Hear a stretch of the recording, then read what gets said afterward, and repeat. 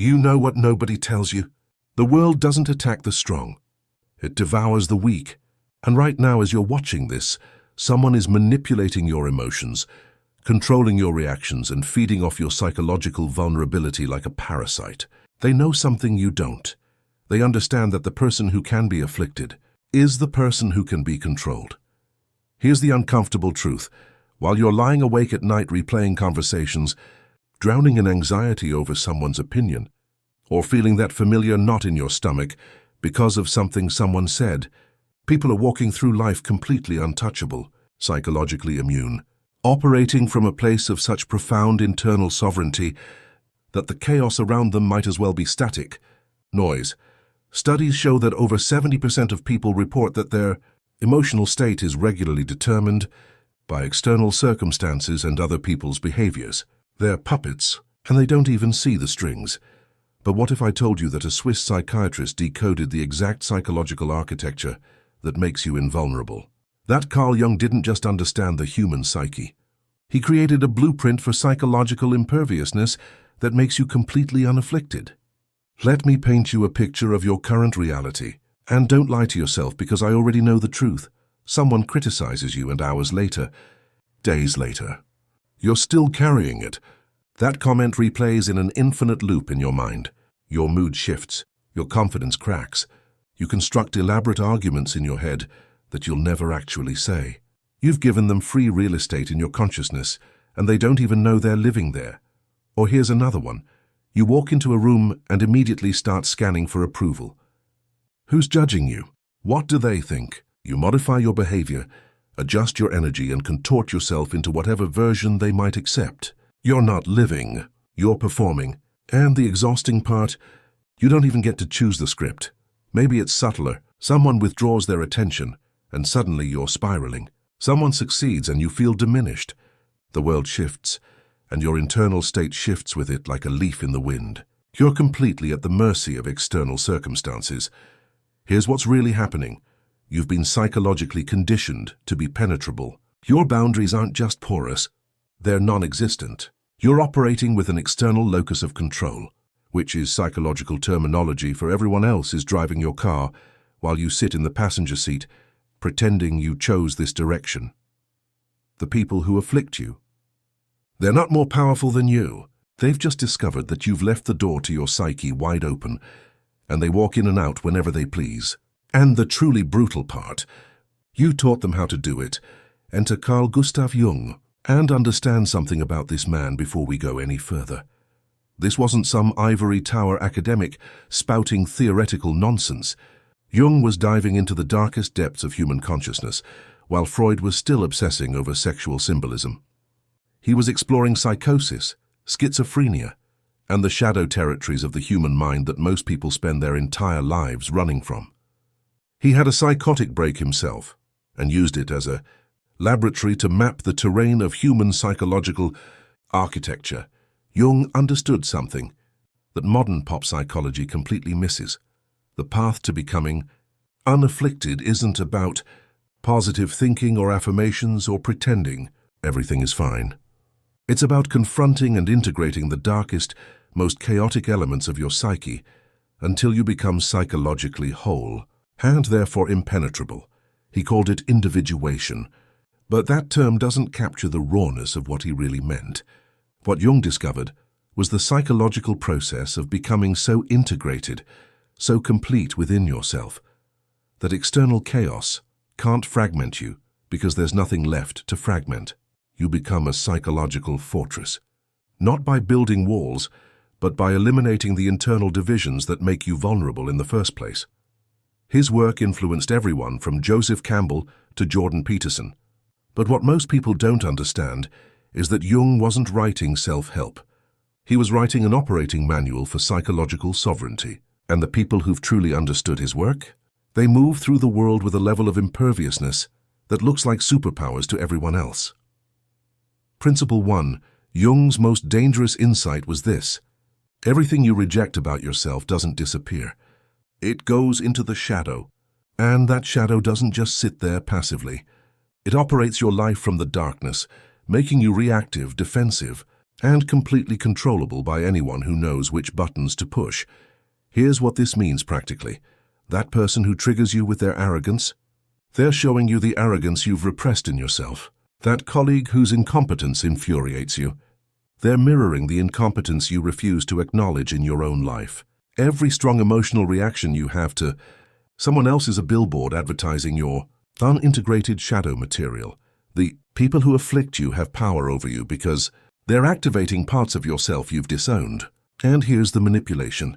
As long as those parts remain in shadow, you're a puppet. Someone criticizes you, and if you haven't integrated your own capacity for failure, you'll collapse. Someone rejects you, and if you haven't integrated your own self-rejection, you'll spiral. Jung's solution? Face the shadow directly. Acknowledge the parts of yourself you've labeled as bad or wrong. The anger, the selfishness, the pettiness, the cruelty. Not to become those things, but to integrate them consciously so they can't be weaponized against you. When you own your shadow, nobody can use it as leverage. You become unaffordable because there's nothing left to hide, nothing left to defend. Principle 2. Most people are running on external validation like it's oxygen. They need the approval, the recognition, the confirmation that they're acceptable. And this is the vulnerability that makes them completely controllable. Jung understood that as long as your sense of self is determined by external sources, you're psychologically enslaved. You'll twist yourself into whatever shape keeps the validation flowing. You'll abandon your truth to maintain approval. You'll sacrifice your authenticity on the altar of acceptance. Here's the shift.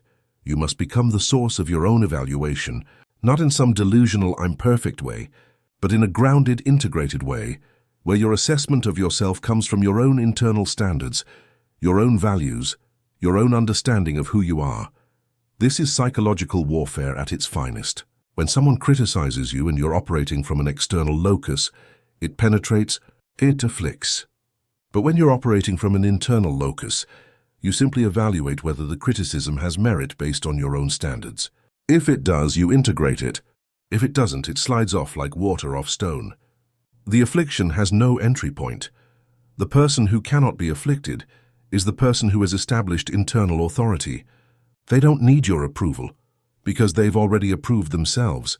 They don't need your validation because they've validated themselves. And this makes them psychologically untouchable and deeply threatening to people who still operate in the validation economy. Principle 3. Jung said it explicitly. Until you make the unconscious conscious, it will direct your life and you will call it fate.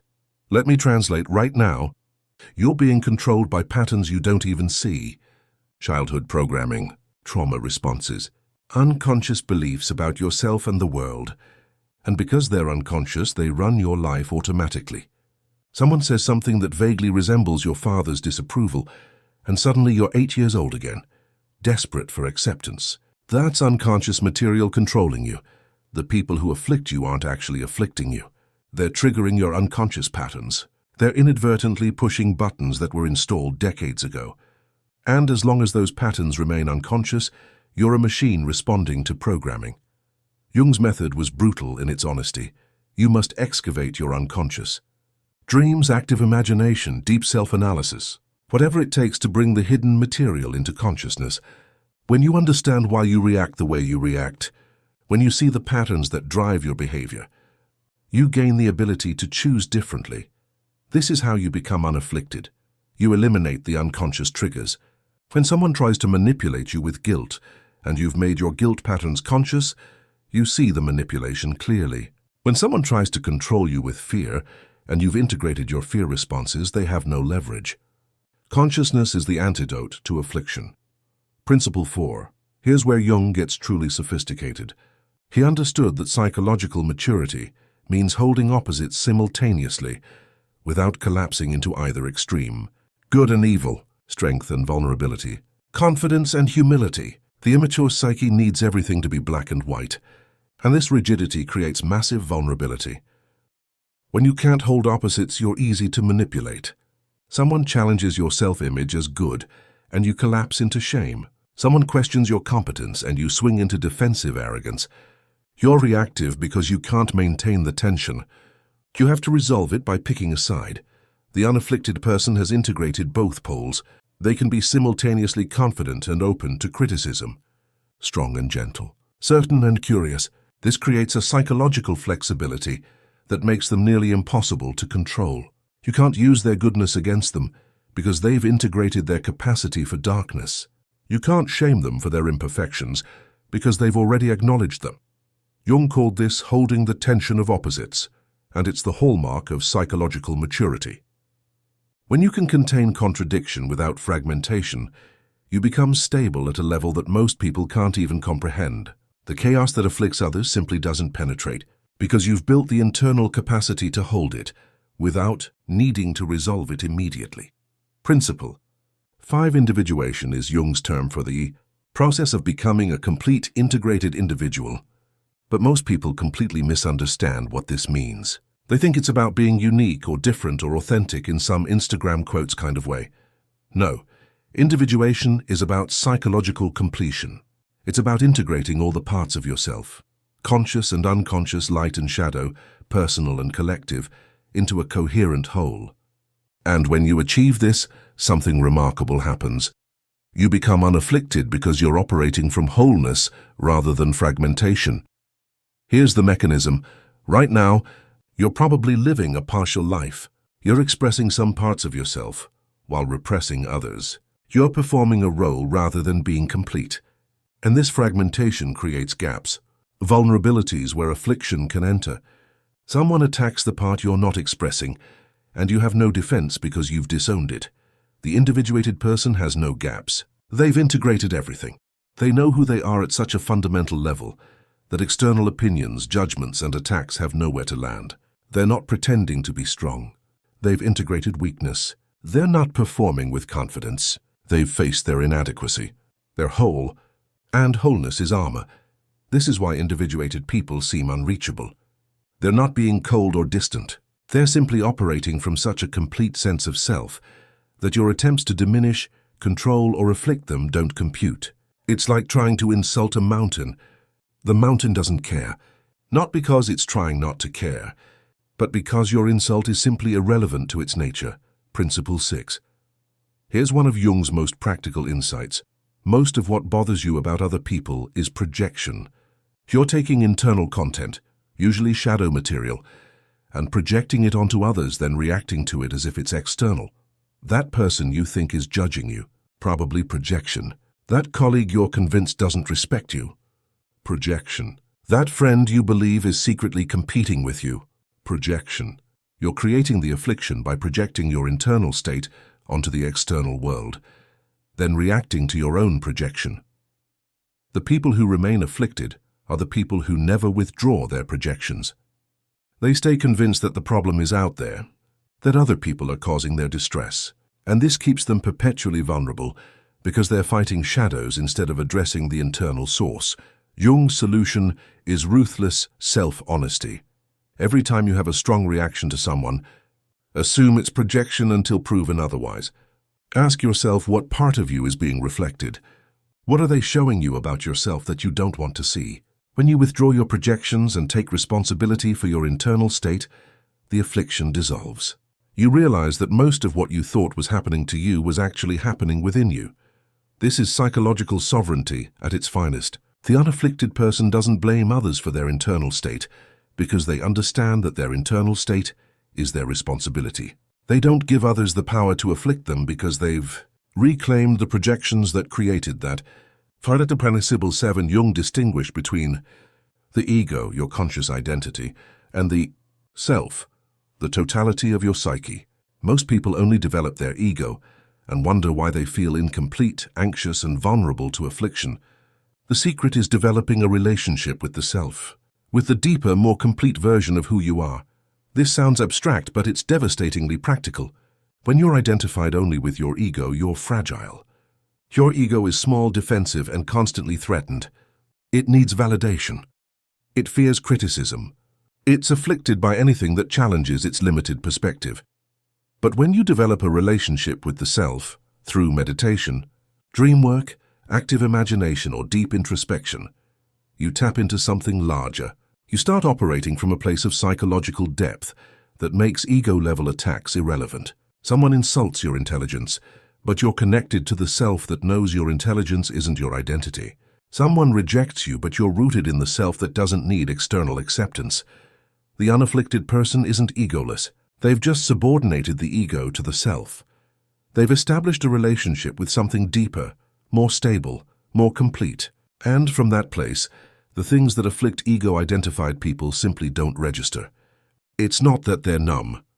They're just operating from a different level of psychological organization where those attacks don't reach. Principle 8. Jung's final teaching on becoming unafflicted is perhaps his most profound. Accept death. Accept limitation. Accept that you're finite, flawed, and temporary. This sounds dark, but it's actually liberating. Most affliction comes from the ego's desperate attempt to be permanent, perfect, and significant. Someone criticizes you, and it afflicts you because your ego is trying to maintain the illusion of perfection. Someone succeeds while you fail, and it afflicts you because your ego is grasping for significance. Someone rejects you, and it afflicts you because your ego is desperate to be universally accepted. But when you truly accept your mortality and limitations, when you integrate the fact that you're going to die, that you're imperfect, that you're not going to be universally loved or remembered, something extraordinary happens. The ego's desperate grasping releases. You stop needing to defend an impossible position. You become free. The unafflicted person has confronted their mortality and limitations so directly that they no longer need to protect themselves from reminders of these truths. Someone points out their failure and they think, yes, I'm mortal and limited. Of course I fail. Someone rejects them and they think, I'm not for everyone. That's the nature of being a specific individual. The affliction has no power because the truth it's pointing to has already been integrated. So let me ask you directly, how much longer are you going to live at the mercy of other people's opinions, judgments, and manipulations? Because here's what's happening right now. While you've been watching this, while you've been nodding along and recognizing yourself in these patterns, people are implementing these principles.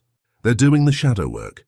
They're withdrawing projections. They're individuating. And with each step, they're becoming more psychologically impervious, more internally sovereign, more completely unafflicted. And here's the brutal truth.